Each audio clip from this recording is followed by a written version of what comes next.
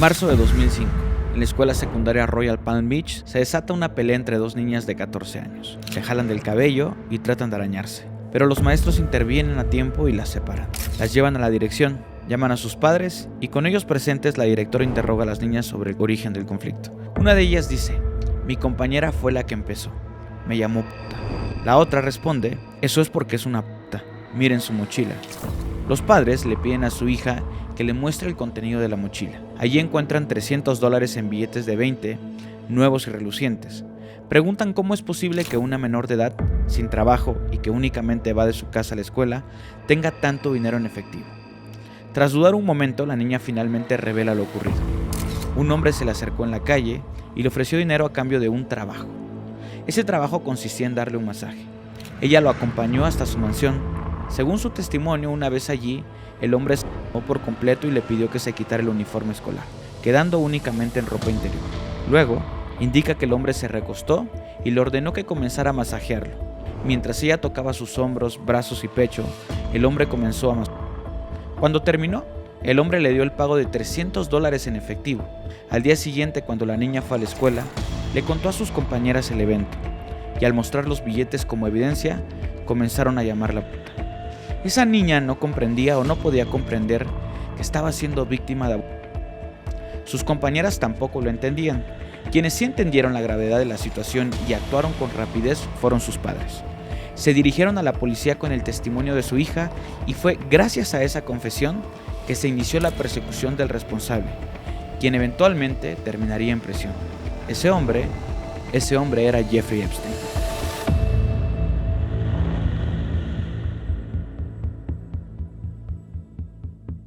Lo que acabas de escuchar fue el antecedente que puso a Jeffrey Epstein en la mira de la ley.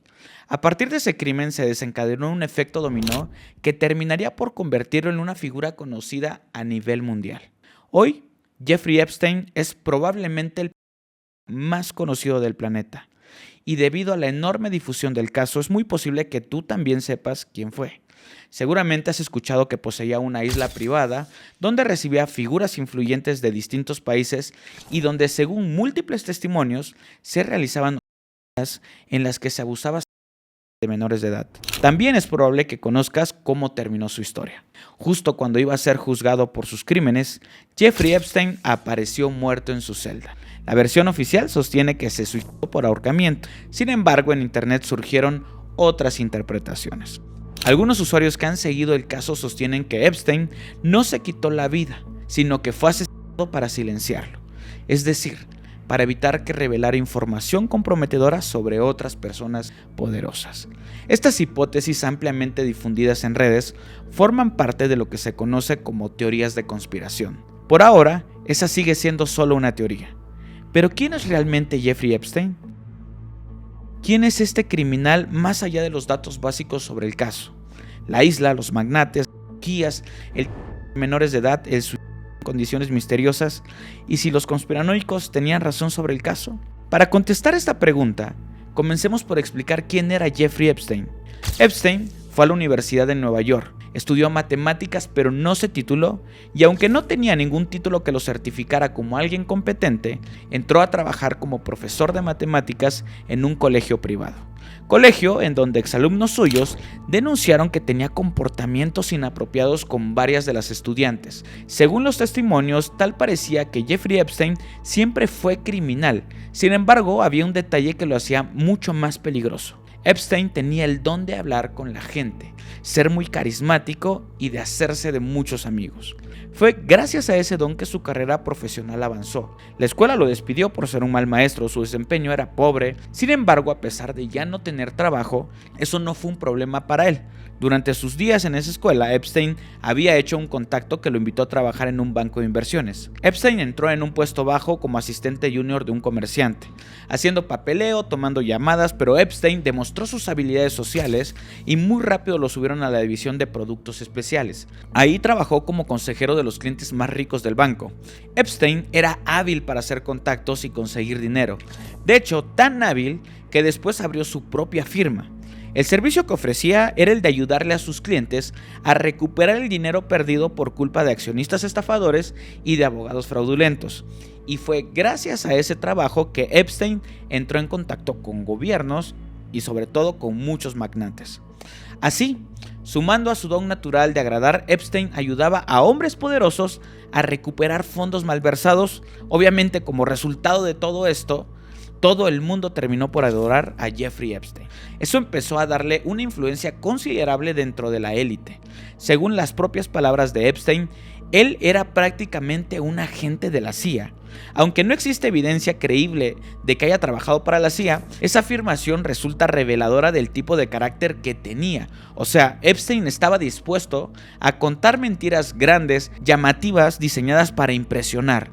Si algo podía deslumbrar a la élite y permitirle ascender en su círculo social, él lo haría. Y conviene recordarlo, Jeffrey Epstein no era nadie, no tenía fortuna, ni título nobiliario, ni propiedades a su nombre. Ni siquiera contaba con un título universitario. Se abrió paso por la vida hablando, quedando bien con las personas y haciéndoles favores que después los hacían sentirse en deuda con Epstein. Esto va a ser muy pero muy importante más adelante. Jeffrey Epstein era prolífico para hacer contactos. Entre ellos habían líderes de compañías multinacionales, miembros de la realeza, políticos poderosos y académicos de reconocimiento mundial. Está bien documentado que Epstein era amigo de Donald Trump, del príncipe Andrew y de Bill Clinton. Y en los documentos que se liberaron en el 2025, se reveló que mantenía contacto con Elon Musk, el dueño de Tesla, SpaceX y X, antes conocido como Twitter, y también tenía contacto con Bill Gates, fundador de Microsoft. Esos son apenas algunos de los casos más conocidos. La red de contactos de Jeffrey Epstein se extendía mucho más allá. Entre sus clientes figuraban, por ejemplo, el empresario saudí Adnan Khashoggi. Pero ¿quién era Adnan?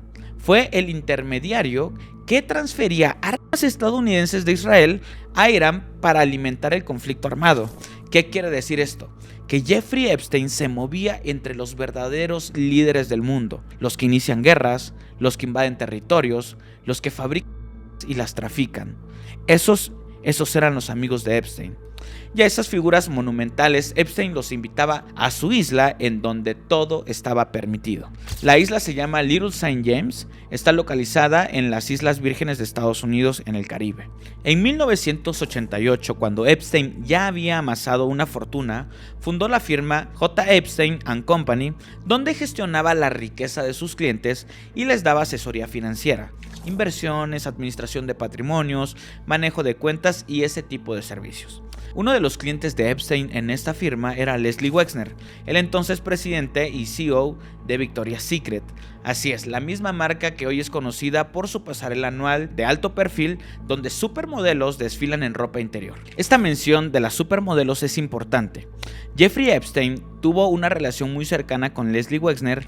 De hecho, eran tan cercanos que Leslie le dio poder legal sobre sus negocios. Epstein podía contratar gente, firmar cheques, comprar y vender propiedades, sacar préstamos, todo esto a nombre de Wexner. Fue a partir de este punto que Epstein empezó a presentarse a sí mismo como buscador de talentos para Victoria's Secret y usó su talento para manipular a mujeres jóvenes a que tuvieran relaciones sexuales con él. A ellas les ofrecía acceso a una vida de fama internacional, prometía contratos millonarios con la marca, un lugar en las pasarelas y tarifas elevadas dentro de la industria de la moda. Ahora dirigía sus mentiras hacia jóvenes vulnerables para obtener favores sexuales. Para 1995, Epstein era director de la Fundación Wexner, una organización filantrópica que se centraba en apoyar a judíos para que fueran líderes profesionales en Estados Unidos y en Israel. No pierdan de vista al Estado de Israel porque aquí se está presentando un patrón. Primero, Jeffrey Epstein tenía de cliente al hombre que llevaba estadounidenses a Israel y ahora era director de una fundación enfocada en el desarrollo de futuros líderes. Epstein, como director de la Fundación Wexner, se hizo aún más rico al cobrar miles de millones de dólares que ganaba como comisión por manejar las finanzas de Wexner. Con los millones que acumuló, Epstein compró la isla Little St. James, o como Epstein la llamaba, Little St. Jeff. Epstein la compró por 7.5 millones de dólares, que ajustando a la inflación de hoy serían cerca de 14.9 millones de dólares.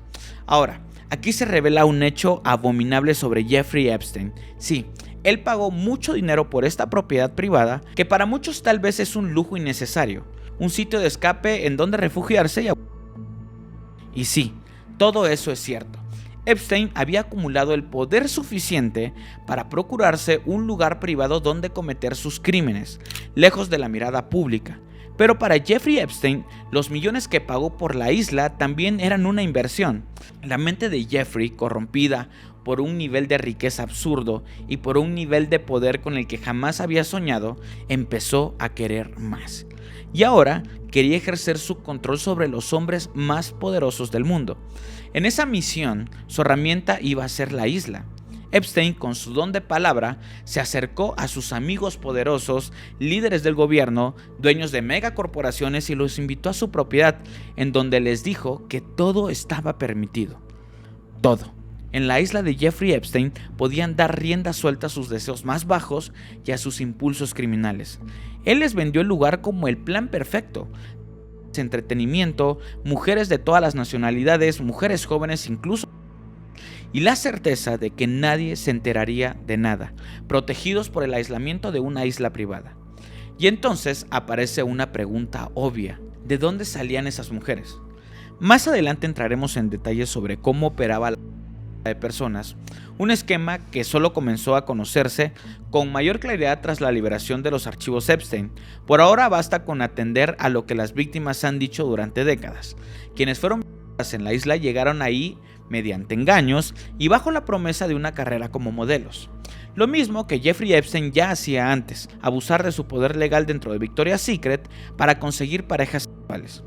Ahora lo hacía obviamente a gran escala, atrapar a cientos de niñas y exponerlas como mercancía al uso de hombres millonarios. Ese era el plan de Jeffrey Epstein: seducirlos, garantizarles comodidad y dejar que cometieran sus crímenes mientras él lo registraba todo. Fotografías, registros de vuelo, agendas con fechas, nombres y correos electrónicos. Jeffrey Epstein dejó registro de todo lo que ocurría en su isla, porque esas evidencias le permitían alcanzar su verdadero objetivo: ejercer control sobre las personas más poderosas del mundo. Porque si tienes en tu poder una grabación del presidente de los Estados Unidos hace años, entonces tienes al presidente de los Estados Unidos en tus manos. Hará lo que ordenes, intentará complacerte y hará todo lo posible por no enfrentarse jamás a tu enojo. Así Jeffrey Epstein tenía en sus manos a quienes dictaban el rumbo del planeta entero. Como te dije al principio del video, todo este imperio que Jeffrey Epstein construyó empezó a caerse debido al incidente que vimos al inicio del video. Cuando en 2005 una joven de 14 años denunció que Jeffrey Epstein le solicitó un masaje mientras él se masturbaba. Por el crimen una menor, los oficiales de Florida se pusieron a buscar a más víctimas y encontraron a 36 niñas de 13 a 14 años que reportaron haber sido abusadas sexualmente. Para que no se siguiera investigando más sobre el caso, Jeffrey Epstein firmó con las autoridades federales y estatales un acuerdo de no persecución, donde Epstein acordaba aceptar los cargos por prostitución de menores y acordaba que se iba a registrar en el sistema de Estados Unidos como un agresor. Bajo este acuerdo se protegieron los nombres de 4 conspiradores de Jeffrey Epstein, y Epstein, en vez de pasar décadas en prisión, tuvo que cumplir una condena de 18 meses. En 2008, Jeffrey Epstein se declaró culpable de facilitar la protección de una menor de edad. Este detalle es importante por lo siguiente: en el 2019, o sea 11 años después, Jeffrey Epstein vuelve a la cárcel arrestado por su red de tráfico de menores.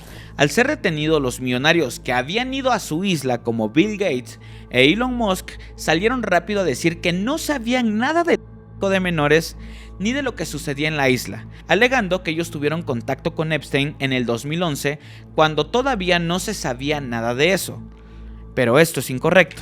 En el 2008, Jeffrey Epstein ya se había declarado a sí mismo como pederasta, lo admitió en público, se dio de alta en el registro de agresores de Estados Unidos y fue a la cárcel por ello. La noticia fue muy sonada en su momento. El multimillonario que manejaba las finanzas de los hombres más ricos del mundo había abusado de niñas. No era un secreto para nadie. A partir de 2008, cualquier persona que mantuviera relación con Jeffrey Epstein difícilmente puede sostener que desconocía sus crímenes. Quienes lo hacen seguramente mienten. Como mencioné anteriormente, en el 2019 Jeffrey Epstein fue arrestado por segunda vez. Su detención ocurrió en el aeropuerto de Nueva Jersey tras su llegada de París. Fue detenido después de que múltiples víctimas de la isla dieran testimonio de los abusos que sufrieron allí y de la red de trata de personas que Epstein operaba. Epstein fue ingresado a prisión a la espera de un juicio, pero cuando no había ni pasado ni un mes de su detención, Epstein fue encontrado muerto. Según la versión oficial de las autoridades, la causa de muerte fue suicidio por ahorcamiento. Sin embargo, el caso estuvo rodeado de controversia. Semanas antes de su muerte, Epstein había presentado lesiones en el cuerpo, lo que llevó a que fuera colocado bajo vigilancia por riesgo de suicidio. Esa vigilancia, no obstante, fue retirada poco después. La decisión despertó una pregunta clave. Si existía preocupación por un posible suicidio, ¿por qué se le retiró la observación? Asimismo, tras el periodo de observación, una psicóloga ordenó que Epstein compartiera celda con otro interno. Sin embargo, la noche previa a su muerte, los guardias retiraron a su compañero y no asignaron a ninguno nuevo. Epstein pasó la noche solo, sin testigos, sin nadie que pudiera confirmar lo ocurrido. Además, los guardias que estaban asignados esa noche no hicieron las rondas obligatorias que deben hacerse cada 30 minutos. Y para agregar aún más teorías de conspiración, está comprobado que el video de seguridad de la celda fue modificado. La metadata del archivo que registra las modificaciones realizadas al video revelan que 2 minutos y 53 segundos fueron eliminados para que el material pareciera ininterrumpido. Esta omisión llevó a conspiracionistas en internet a cuestionar si el fragmento eliminado corresponde al momento en que los supuestos responsables de la muerte de Epstein habrían ingresado a su celda. Además, la familia de Epstein contrató al patólogo Michael Baden para realizar una autopsia independiente. Baden señaló fracturas en la laringe y hemorragias que no suelen presentarse en ahorcamientos suicidas, pero que sí resultan compatibles con un posible estrangulamiento homicida. A pesar de este nuevo diagnóstico, la versión oficial se mantuvo como suicidio. Con Jeffrey Epstein ya fallecido, los cargos federales en su contra fueron retirados. Conforme a la ley, al no existir un acusado vivo, el caso quedó cerrado y no hubo más investigaciones penales. Este desenlace dio paso a teorías conspirativas que sostienen que Epstein no se suicidó, sino que fue asesinado para silenciarlo, y que su muerte habría sido ordenada por miembros de la élite para evitar que sus crímenes salieran a la luz. Y cuando parecía que ya nada podía complicarse más, un nuevo descubrimiento revela aún más sobre el caso. Documentos recientemente difundidos y citados por Daily Mail aseguran que la noche de su muerte en 2019, personal del Centro Correccional Metropolitano habría utilizado un cuerpo falso, cajas y sábanas acomodadas para simular una silueta humana. Todo esto para distraer a los periodistas que aguardaban afuera, mientras el verdadero cuerpo de Jeffrey Epstein era trasladado en secreto por otra salida. Todo esto en medio de cámaras que no funcionaron, guardias que se quedaron dormidos y una hora de muerte que jamás fue determinada con precisión. Cada nueva pieza del rompecabezas no cierra la historia, la abre más. Si todo salió mal esa noche, si hubo distracciones, fallas y ahora un supuesto cuerpo falso, ¿realmente sabemos cómo murió Jeffrey Epstein? ¿O esta historia aún guarda un secreto mayor? ¿Cuál ha sido el rol del gobierno en todo esto? Este ánimo de desconfianza hacia las autoridades, las miles de preguntas sin respuesta que rodean el caso y la sospecha de que se estaba protegiendo a un grupo criminal como el de Epstein, le dio a Donald Trump el lema perfecto para su campaña: voten por mí y liberaré los archivos Epstein. Que si uno se detiene a pensarlo, no parece muy inteligente por parte de Trump al prometer transparencia cuando él era muy cercano a Epstein. Dada la relación de amistad entre ambos, cabría suponer que Donald Trump figuraría en los archivos y que tendría motivos para evitar que ciertos hechos se hicieran públicos. Como parte de su estrategia política, Donald Trump apeló a un discurso confrontacional, presentó a la élite como un grupo oculto y peligroso, insinuó que sus integrantes aparecían en los archivos Epstein y prometió que, de ser elegido, haría públicos esos documentos. Según su planteamiento, la revelación permitía identificar a criminales influyentes y llevarlos ante la justicia. Esta promesa de campaña, entre muchas otras, parece haber funcionado. Donald Trump regresó a la presidencia en 2025, pero una vez que estuvo en la Casa Blanca, cambió su discurso y comenzó a decir que los archivos Epstein eran un invento de la oposición para hacerlo quedar mal. También trató de difundir entre sus seguidores el discurso de que los archivos Epstein eran un invento de Bill Clinton, el expresidente demócrata y otro buen amigo de Jeffrey Epstein, pero este discurso ya no tuvo fuerza. Las bases del movimiento MAGA y diversos comentaristas de ultraderecha reaccionaron con indignación cuando el FBI, bajo la administración de Donald Trump, afirmó que la supuesta lista de clientes de Epstein nunca había existido. En respuesta, exigieron que la verdad se hiciera pública. En sus apariciones televisivas, Donald Trump comenzó a mostrarse visiblemente frustrado cada vez que era interrogado sobre los archivos Epstein. Las promesas realizadas durante la campaña escaparon a su control político y el Congreso terminó por obligar a su liberación. Como resultado, se aprobó una ley denominada Ley de Transparencia de los Archivos Epstein.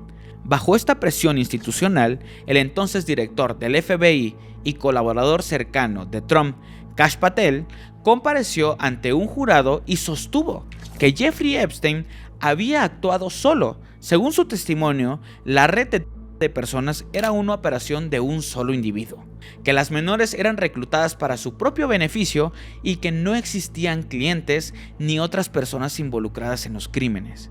Este fue el intento de Donald Trump y su grupo para desviar la atención de los archivos Epstein y restarle interés, pero obviamente fracasó. En septiembre de 2025, miembros del Partido Republicano, es decir, del mismo partido de Trump, hicieron una votación para obligar al Departamento de Justicia a liberar los archivos. Aunque Trump intentó presionar a los miembros de su partido para que votaran en contra, una amplia mayoría se pronunció a favor de la liberación de la información. Sin embargo, pese al mandato legal, el Departamento de Justicia incumplió la ley al publicar los archivos con amplias censuras. Tras meses de presión política y mediática, el 3 de enero de 2026, el Departamento de Justicia finalmente liberó 3.5 millones de páginas. Se trata solo de la primera mitad del material, aunque quedan documentos pendientes, pero estos documentos tienen un nombre: los archivos Epstein. Podría pensarse que con el acceso a este volumen de información, la verdad saldría finalmente a la luz y que la realidad demostraría las teorías conspirativas que circulan en internet, narrativas que hablan de élites secuestrando niñas y bebés, abusando de ellos y participando en supuestos rituales satánicos, teorías que en principio parecen incompatibles con el mundo real, pero la realidad es peor de lo que imaginas. En 2011, Bill Gates visitó la isla privada de Jeffrey. Existen fotografías que documentan encuentros entre ambos. Gates ha intentado presentar ese año como un periodo en el que aún no se conocían los crímenes de Epstein y ha sugerido que Epstein solo se convirtió en una figura verdaderamente problemática en 2019 cuando fue arrestado nuevamente por su red de menores. Pero esa versión no se sostiene. Desde 2008, Jeffrey Epstein habría admitido públicamente delitos de pederastía y había cumplido una condena de prisión por ellos. Esa información era conocida y estaba documentada. Aún así, Bill Gates sostiene que en 2011 conoció a Epstein y visitó su isla únicamente con el objetivo de recaudar fondos para iniciativas filantrópicas relacionadas con la salud global.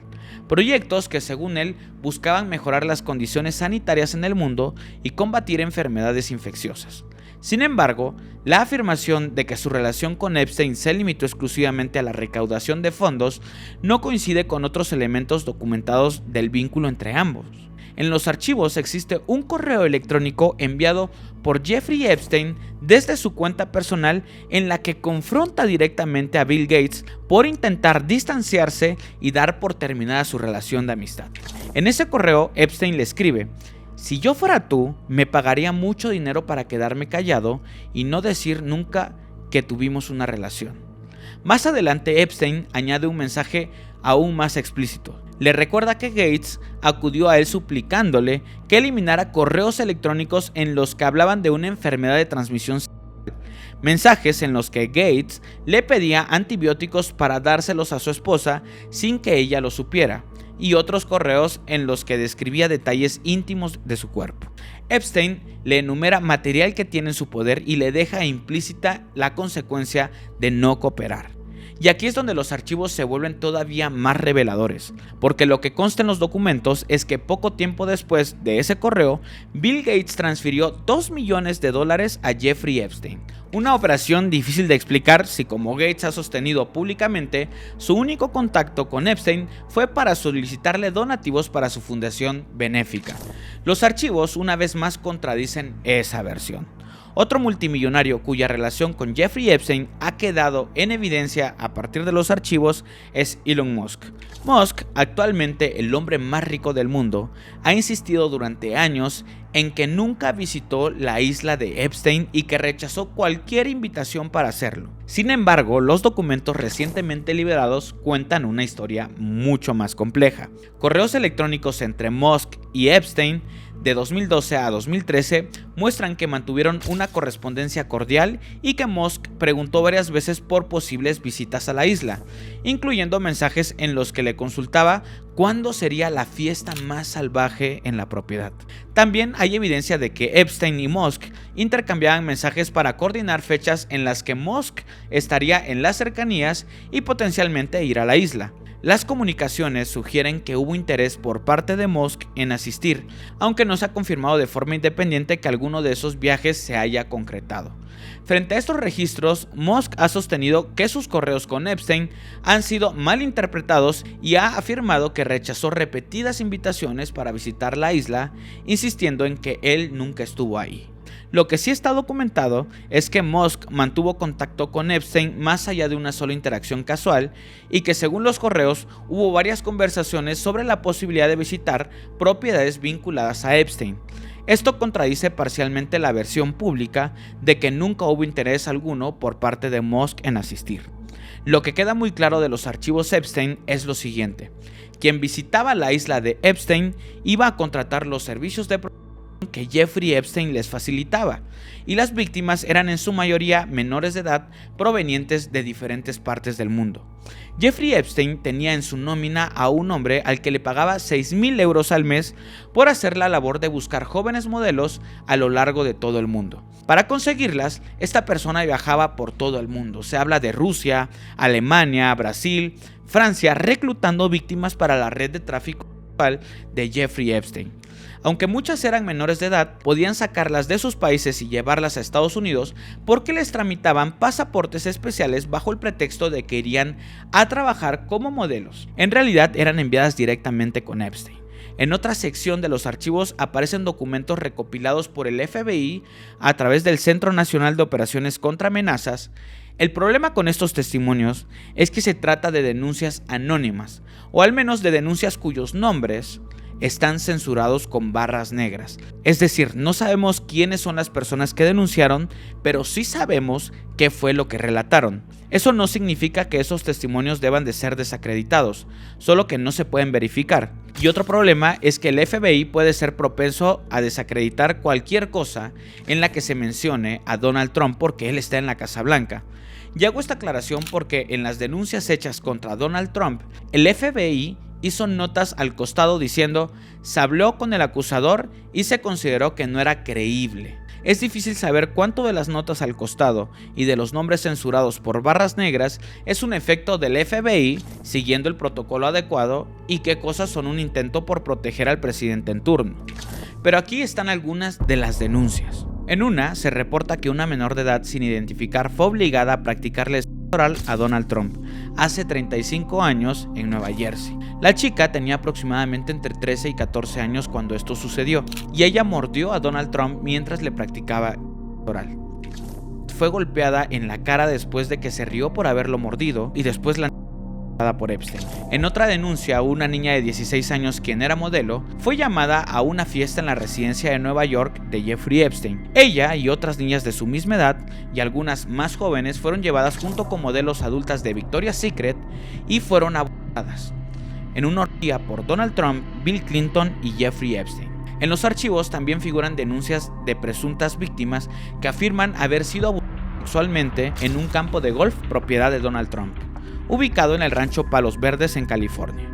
De acuerdo con estos testimonios, en el lugar se realizaban encuentros privados en los que varias menores de edad eran violentadas durante orgías organizadas para hombres adinerados. Las denuncias relatan que una vez terminadas estas llamadas fiestas de millonarios, algunas jóvenes desaparecían y no volvían a ser vistas. Dentro de la denuncia se mencionan rumores que circulaban entre las víctimas, que aquellas muchachas que no regresaban habrían sido asesinadas y enterradas dentro de las propias instalaciones del campo de golf. No existen pruebas públicas que confirmen estos hechos, pero el miedo formaba parte constante de los relatos. Entre las piezas de arte que han salido a la luz en las investigaciones figura una imagen inusual y, dado el contexto, un tanto perturbadora. Una pintura al óleo en la que el expresidente Bill Clinton aparece con un traje azul y tacones rojos que, según testimonios, estaba colgada en una de las propiedades que Epstein usaba para recibir a sus invitados. ¿Cómo llegó ahí? Los registros públicos muestran que Epstein y Clinton se conocieron en los años 90, que el financista realizó donaciones políticas, visitó la Casa Blanca en varias ocasiones y que el expresidente viajó al menos 4 veces en el jet privado de Epstein entre 2002 y 2003. Clinton ha negado cualquier implicación en los crímenes del magnate. Sin embargo, la existencia de ese retrato, colgado en un espacio reservado para la élite que frecuentaba al financista, funciona casi como una imagen que reaviva preguntas sobre la cercanía real entre el poder político y el círculo privado de Epstein. Como ya mencioné, hay muchas secciones que el FBI ha censurado con barras negras, pero entre los archivos Epstein hay documentos que son alarmantes por las palabras no censuradas. En un correo, un nombre que está censurado habla de cómo una mujer de nombre censurado recibió una oferta de parte de Epstein. Epstein le ofreció a la mujer dinero a cambio de que ella se embarazara repetidas veces y que todos los bebés que diera a luz los entregara para usar en el mercado negro.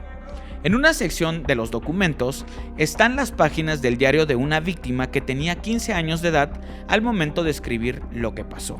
La víctima fue violada y quedó embarazada, pero ella no entendía qué le pasaba a su cuerpo, porque ningún adulto le explicó que dentro suyo estaba creciendo un bebé. Un doctor de Israel llegó para facilitar el parto. En las páginas del diario, la menor describe que incluso después de dar a luz, continúa sintiendo un dolor intenso. Habla de un sufrimiento constante que no cede, que le hace temblar y que intenta detener sin que ningún adulto acuda en su ayuda. Más adelante, en el mismo diario, la niña de apenas 15 años escribe que desde el cuarto contiguo escucha el llanto de una bebé. Relata que oye voces decir que es una bebé hermosa, una niña muy linda. Poco después, el llanto se detiene, solo queda el silencio. Entonces, anota que vuelve a escuchar esas voces, pero esta vez en pasado. Era una bebé muy hermosa, era una bebé muy linda. En su escrito, la menor se pregunta qué le hicieron a esa bebé y a dónde se la llevaron. En otro documento, una víctima con su nombre también censurado narra a la policía cómo fue traficada a los 13 años. Sus traficantes eran su tío, de nombre censurado, y Jeffrey Epstein. La niña de 13 años quedó embarazada. En su reporte para la policía, la víctima declara que quiere denunciar los crímenes de infanticidio. Cuando la policía le pregunta en dónde ocurrió el crimen, la víctima contesta: principalmente en un yate. La denunciante acusa a su tío, cuyo nombre aparece censurado en los documentos, y a Jeffrey Epstein de haber organizado un acuerdo con distintos hombres, así como con algunas mujeres y otros menores de edad. Según su testimonio, era trasladada a diversos botes y yates, donde estas personas pagaban para obligarla a mantener relaciones, incluso mientras se encontraba embarazada. La víctima declara que el parto ocurrió a bordo de uno de esos yates.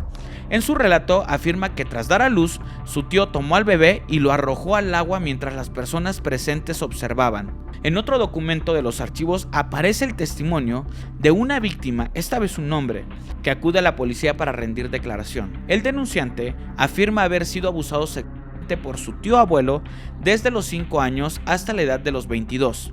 También declara que en 2 ocasiones durante su infancia vio a Jeffrey Epstein en un club de yates, la primera cuando tenía 5 años y la segunda cuando tenía 8. Según su testimonio, en el año 2000, a bordo de un yate de gran tamaño, fue violado por Jeffrey Epstein y por el entonces expresidente Bill Clinton. Añade que durante ese evento también se encontraban presentes Donald Trump y Melania Trump. Afirma que durante los abusos, él siendo aún un niño, se encontraba bajo los efectos de las drogas. El denunciante explica que estos hechos constituían recuerdos reprimidos que recuperó posteriormente al iniciar terapia psicológica. En el informe policial, los agentes anotan que el hombre no presentó pruebas físicas ni identificó testigos que pudieran ser contactados para corroborar sus declaraciones. También señalan que durante la entrevista, el denunciante parecía emocionalmente inestable, aunque no mostraba signos de intoxicación.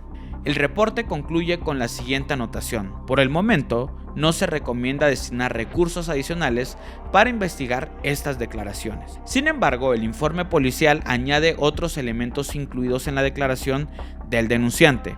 Según su relato, mientras se encontraba a bordo del yate, fue testigo de actos entre hombres africanos y mujeres rubias, y afirma que todas las mujeres presentaban sangrado durante esos encuentros. El denunciante también declara que sufrió cortes superficiales en los pies con una cimitarra, es como un machete asiático o una espada, aunque señala que dichas heridas no le dejaron cicatrices permanentes.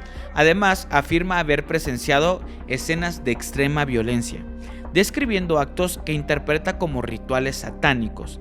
Según su testimonio, en el yate se desmembraban bebés, se les extraían los intestinos y algunas personas consumían restos orgánicos. Estas afirmaciones no fueron acompañadas de pruebas ni corroboradas por otros testimonios. Lo que resulta alarmante para quienes analizan estos archivos es que la descripción de este supuesto ritual coincide en estructura con otros relatos presentes en distintas denuncias incluidas en los mismos documentos. En una de las páginas de los archivos Epstein aparece una solicitud de Jeffrey Epstein para que le transfieran dinero a una cuenta registrada bajo el nombre de Baal. Baal era una deidad de los semitas. Su nombre significa amo o dueño. Era el dios de las tormentas, la fertilidad y la lluvia, y en el arte antiguo aparece representado como una criatura con cabeza de toro al que los humanos le ofrecen como sacrificio un bebé. Que Jeffrey Epstein se llamara a sí mismo Baal y que una víctima denunciara haber visto sacrificios de un bebé, ¿son solo coincidencias o es esta la confirmación de algo horrible? ¿Los conspiracionistas en internet siempre tuvieron la razón? Se puede entender de alguna manera que el FBI no quiera ir contra su presidente ni haga esfuerzos por arrestarlo, aunque existan evidencias de sus crímenes y de su pedofilia.